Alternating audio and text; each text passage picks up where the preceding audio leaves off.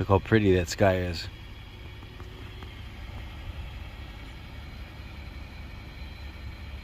It's beautiful.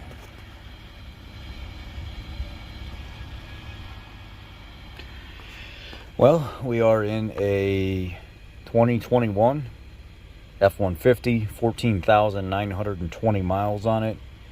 This does have the big radio in it. It has 360 camera. It has the backup sensors.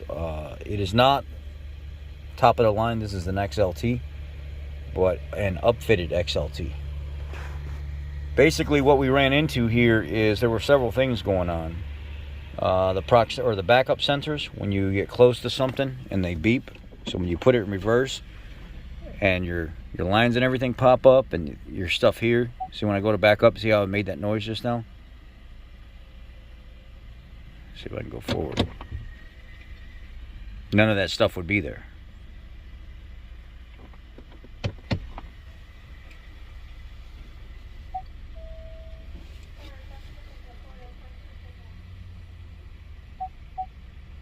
See that there? None of that stuff would work. Now, what would happen is there would be a picture of a truck that comes up in the middle of the screen. This truck here, except it'd be right here. And it'd have like go to put it in drive, there'd be that truck right there with a red circle and like an exclamation point or something in the center of it. And it would say park aid fault. In the process of doing that, there were other codes set in the computer, and there were SSMs for reprogramming the IMPA. And then through reprogramming the IMPA, it was a forced instrument panel or instrument cluster update, which took freaking 5 hours for that. The IPMA took 3 hours for that. And then when that was all said and done, it didn't fix anything. Then there's some service messages, 51279, to look for overspray and stuff on connectors. But the codes that were present for the rear proximity sensors or backup sensors were B1, B44, 082C, 082C, 082C.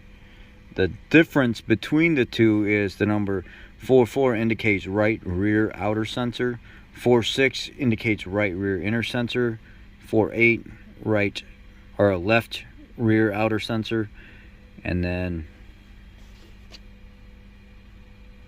let's see here,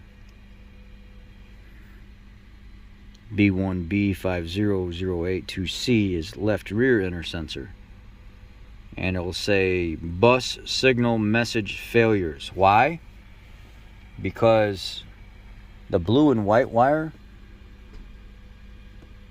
after doing all the updates and SSMs, I hate this freaking computer when you drag your... So when you look at the image processing module A, there's a VREF wire that goes back to those 4 sensors in the rear. Go back here to this connector that's right above the spare tire in the rear. That blue and white traced wire was snapped outside the connector. So after hours of performing SSMs and TSBs, the wire was snapped outside the connector. It was taking down the proximity sensors from working. So I went back there, lowered the tire, pulled the connector off, was looking inside the connector shell and stuff, and bingo, through visual inspection, that connector 423. I was able to verify and depin it, pull everything out of there, grabbed an extension piece of wire about 4 inches long, soldered in a new connection, refed it back in, pulled it through the plastic housing, and then resoldered the other end and heat shrinked it to the harness, and now everything works.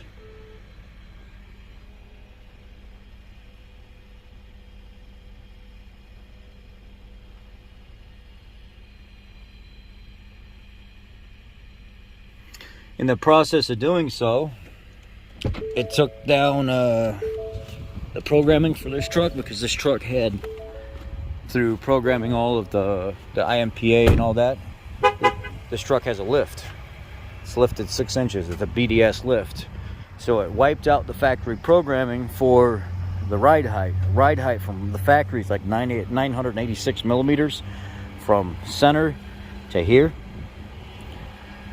With the 6-inch lift, it goes up to 1,104.9 millimeters. And when you go to set your ride height after you reprogram your front IMPA, you got to set it under IMPA alignment. And when you go in there, it's going to say, do you want the factory ride height of 986? And you say no. Then it's going to take you to another page. You're going to say okay. And then it will say input your wheel arch ride height. That's from the ground to the wheel arch, which on this truck was 43.5, which I think basic Google search comes out to something like 1,104 millimeters when you do the conversion.